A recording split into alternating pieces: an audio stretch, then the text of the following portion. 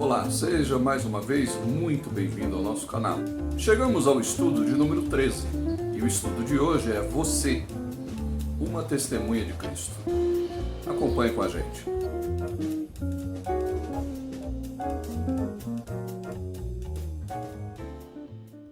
Quando algo de bom acontece em nossas vidas, a nossa primeira reação é compartilhar aquilo que acontece conosco com os nossos entes queridos, com os nossos familiares, com os nossos amigos.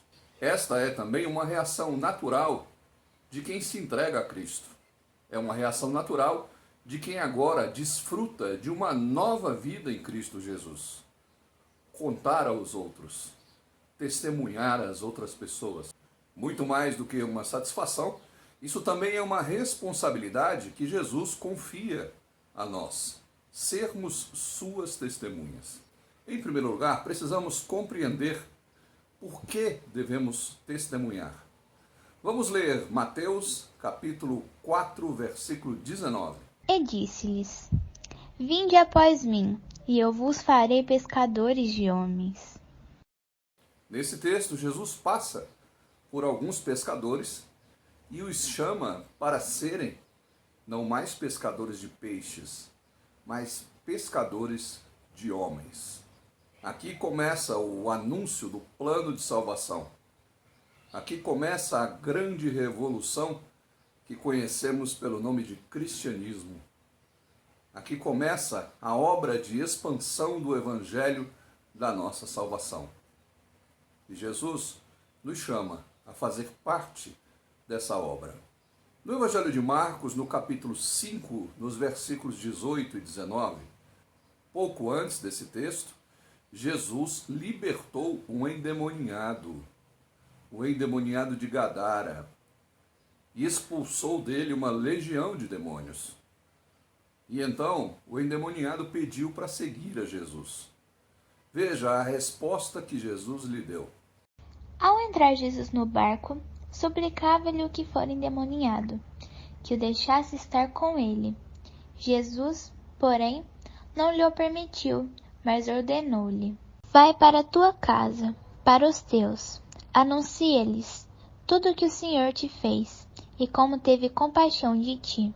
Esse texto nos ensina que tão importante quanto seguir a Jesus é também testemunhar de Jesus. Porque o que Jesus faz em nós, por nós e através de nós é algo maravilhoso. É algo que precisa ser compartilhado.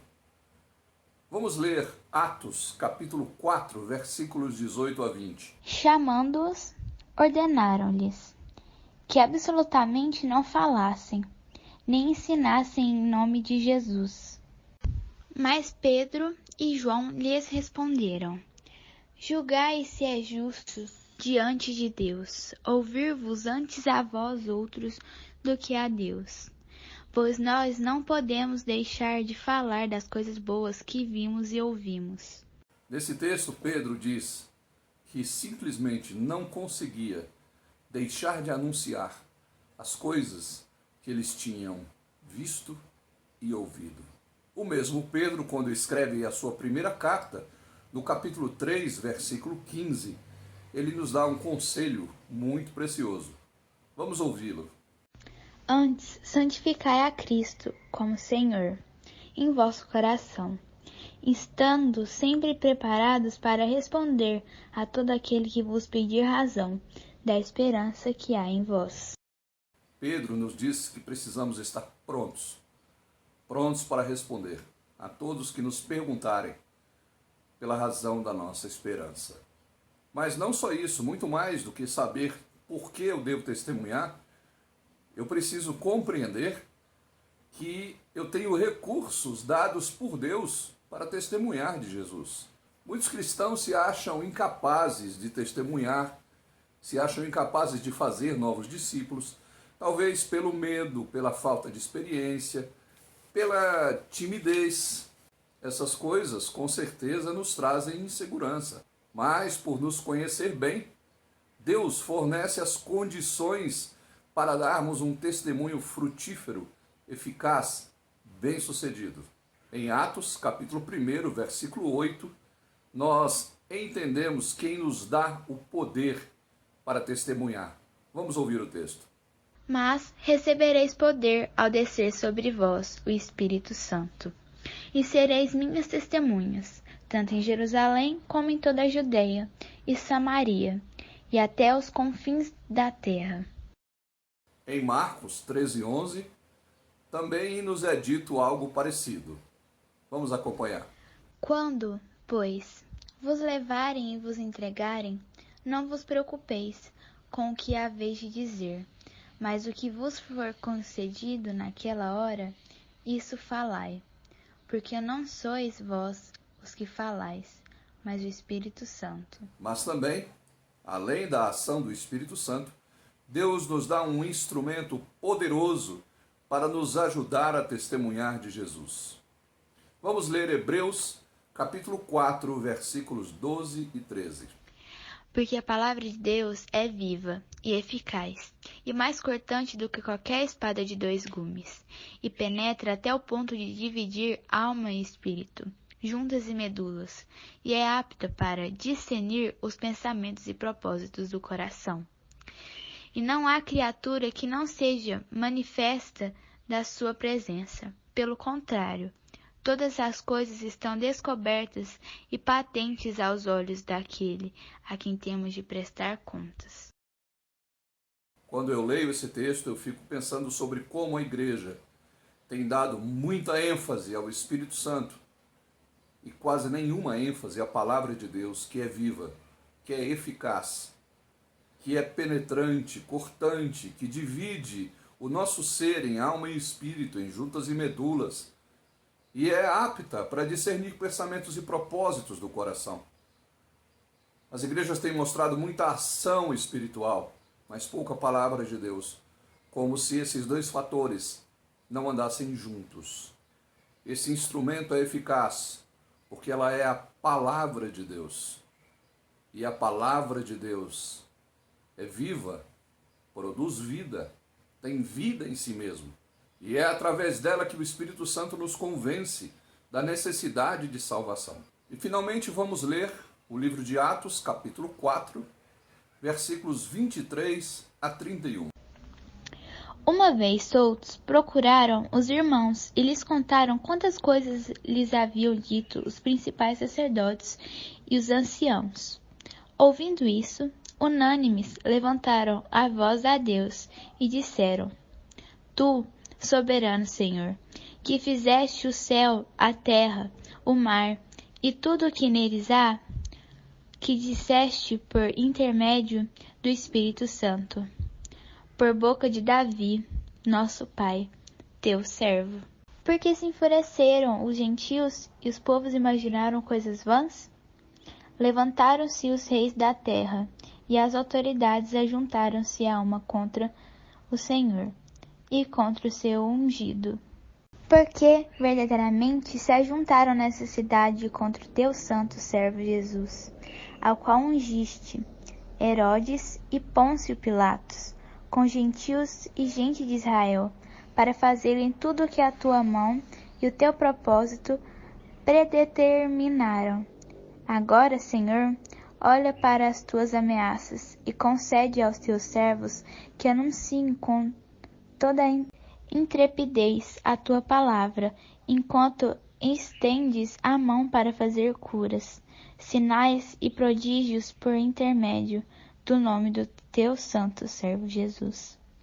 Tendo eles orado, tremeu o lugar onde estavam reunidos.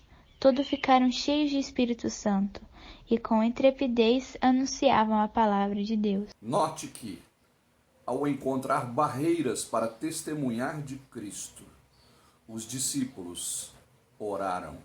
Não ficaram se degladiando, não ficaram se batendo, discutindo, mas oraram. E veja o pedido que eles fizeram. Eles pediram intrepidez, ou seja, a capacidade de anunciar a Cristo sem tremer, sem ter medo, com coragem.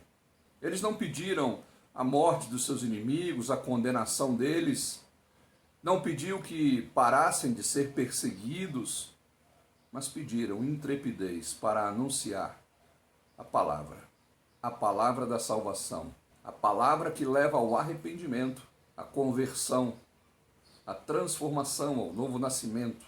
Quando eles terminaram a oração, o lugar tremeu, como se Deus estivesse confirmando que aquela era a oração a ser feita.